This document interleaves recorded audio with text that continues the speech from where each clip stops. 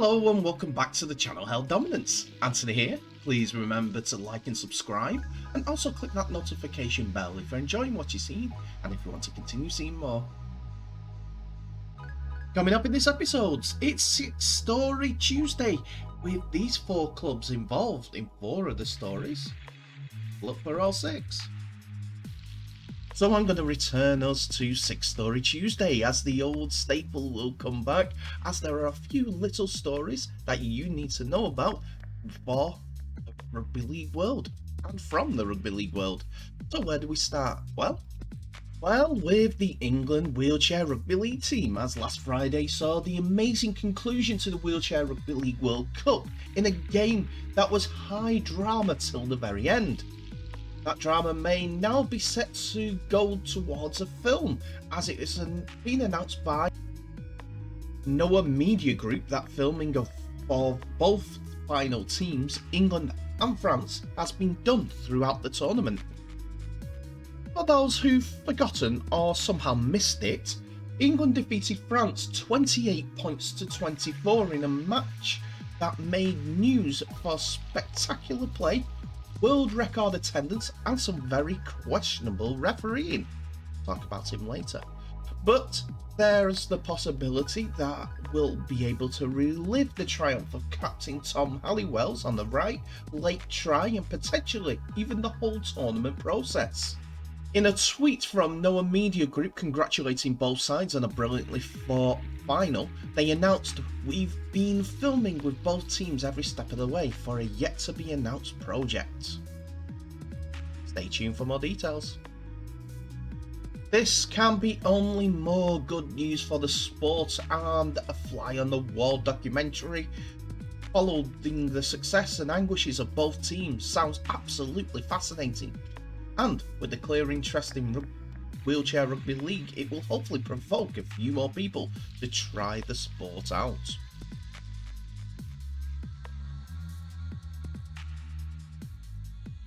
Next we go on to the International Rugby League's announcement that they've launched an investigation into the behaviour and actions of match official Laurent Abrial during the Rugby League World Cup wheelchair final between France and England at Manchester Central last Friday night. International Rugby League Secretary Danny Kazandian said, "The referee's performance is currently being reviewed, but based on publicly available evidence, International Rugby League believes that an investigation into potential misconduct is warranted. If our investigations support that initial view, we will seek disciplinary action through an independent International Rugby League judiciary. Until the full process is concluded, Laurent Abrial will not be considered for any appointments to international matches." But now the French Fédération de Rugby Treize has made an announcement in turn as they released a statement over their decision for Mr. Abrial. And this stated, during the final of the 13 Wheelchair World Championship played on November the 18th, 2022 at Manchester Central, the inappropriate attitude of referee Laurent Abrial was noted by many spectators, television viewers, elected officials and representatives of the international delegation. After the opinion of the President of National Arbitration Committee, the President of the FFR Treize has decided to suspend as a precaution Monsieur Laurent Abrial from his duties as arbitrator pending consultation and decisions that may be taken by the authorities. As much as the antics put paid to what was a fantastic tournament, we should be looking at the referees like Mr. Abrial, who has dedicated himself to the Wheelchair Rugby League brand. We know that we need referees for our game, and good ones as well. Mr. Abrial has had an off day. Need him in the sport. Now we turn our attention to Wakefield, as John Minards, the chairman on the left hand side, is looking forward to seeing Wakefield trot out for Riesling's testimonial, and not just because it provides a chance to acknowledge the centre's long service to the club, game will be played on Sunday, January the 15th against Halifax Panthers at 2 p.m. and will be the first time of the 3 pre-season outings on the new pitch at Wakefield, which has been laid as part of the redevelopment of the club's historic Bellevue UL Support Stadium home. After a Boxing Day trip to Leeds, which has an 11:30 a.m. kickoff, Wakefield will host neighbours Featherstone on Sunday, January the 29th, and Super League rivals Hull on Sunday the 5th of February, both at 2 p.m, as new coach Mark Applegarth and his assistant James Ford gear up for the 2023 season, which starts at home to Catalan on Friday the 17th of February. And after the demolition of the old structure and subsequent groundwork, the frames for the new main stand on the Doncaster Road side of the ground is quickly taking shape, while work on redeveloping the North Terrace nearest the town centre is also underway.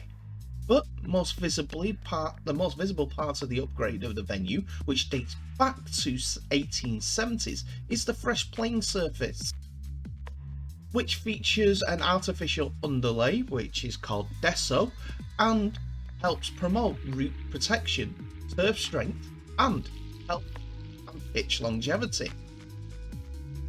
Which the chairman, Mr. Maynard, said in layman terms, it's a carpet with 90% soil and natural grass with some plastic strands on top.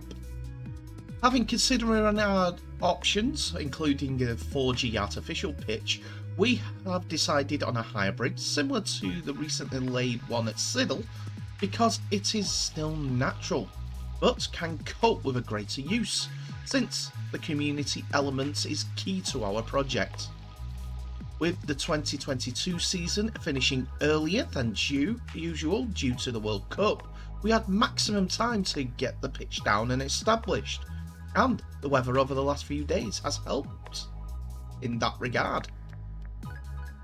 From my experiences, the shelf life of such pitches is usually about a decade, but with the weather cover not being too bad on the Wakefield pitch, it will get ample sunlight, it will get maximum weather to help it grow, reseed and sustain itself, unlike those high stand pitches that you see in soccer.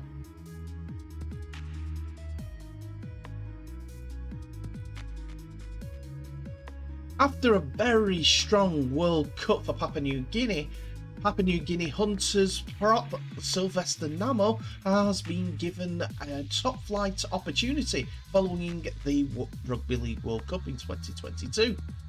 Namo has starred for the Cummels throughout the World Cup campaign and has been rewarded for good form by signing a train and trial deal with the North Queensland Cowboys. The North Queensland Cowboys recruitment manager Dane Campbell told the PNG National that he could confirm that Sylvester has been provided the opportunity to train with the NRL squad and signed a contract for the train and trial opportunity. He went on to say, "We're all very excited to start working with Sylvester as he played very well for the Hunters in the Hot Plus Cup this past season and Cummels at the World Cup. We believe that by having the opportunity to train with our NRL squad, that he will continue to develop his skills."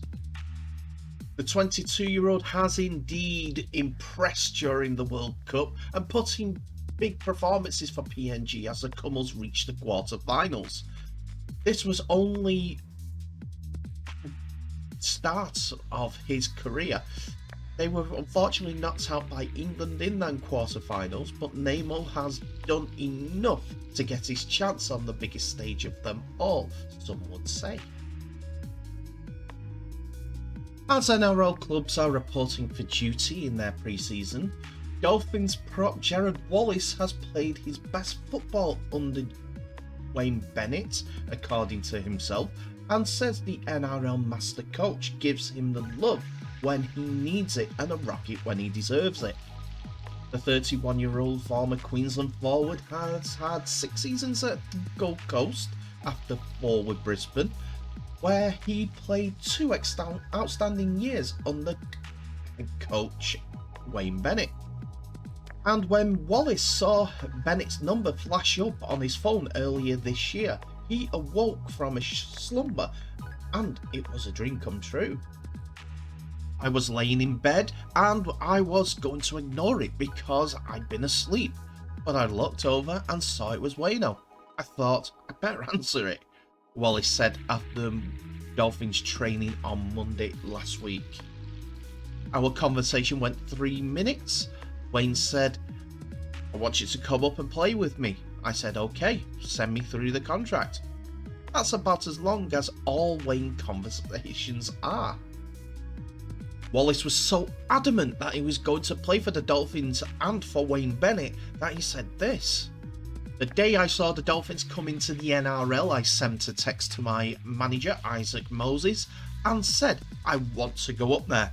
Then I saw Wayne become head coach, and I said, if you don't get me up there, I'll fire you. I am stoked to be here. It's a new start in life for me." Wallace says he had good times and bad times at the Titans, but he had no regrets at the club where he loved his time. The opportunity of the Dolphins to be a foundation player, helping build the culture and start an NRL team from the ground up was too good to ignore for the forward. It was time for me to move on and get a fresh start mentally and physically. I think this was a perfect place for me under Wayne. Wallace made his debut in the 2012 NRL season, but had a breakout season in 2015 under Bennett at the Broncos, where he played 25 games, including a grand final. The confidence in Wallace got out of that season ignited his career.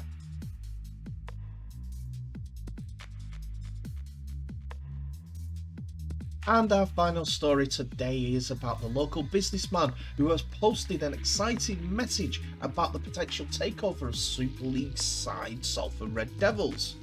The man on the left, Sebastian Gerrard, is currently in talks with taking over the Super League club as well as the AJ Bell Stadium in a bid to allow Salford to have a forever home. Gerrard, the managing director of the family-owned business building firm Gerrards of Swinton, wants to purchase the Red Devils' home of 10 years and secure their future at the venue beyond 2023, when their current deal to play there expires.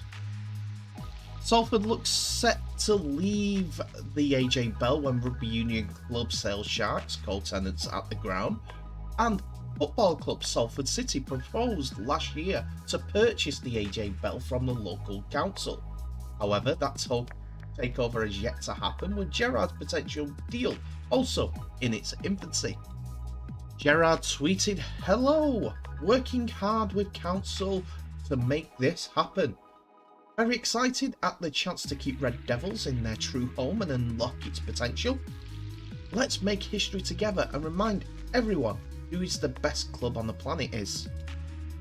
Gerrard first met the club at the beginning of the year and discussed his plans with the board of directors back in late May, but has also been part of the club as the sponsor of their reserve grade team for a number of years. There has been no secret Salford Red Devils offers without a benefactor in Super League, and with that a much leaner financial situation, Paul King, the Red Devils managing director, previously had said, and continued, further investment would unlock the potential as an elite sports organisation in Salford and the Greater Manchester region. I welcome these talks, especially as Salford Red Devils is a community club, when business owners like Sebastian are local. Personally, I wish Sebastian every success with the proposal, as it's further evidence that Rugby League is a valued asset in the region. So that's it for another episode, ladies and gentlemen. Thank you so much for watching. Please remember to like, subscribe and share this video worldwide, as well as clicking on that notification bell for any updates on new videos that may be your way in the near future. Tell me what your thoughts are on today's episode in the comment section below, as there's some good stories to go through there.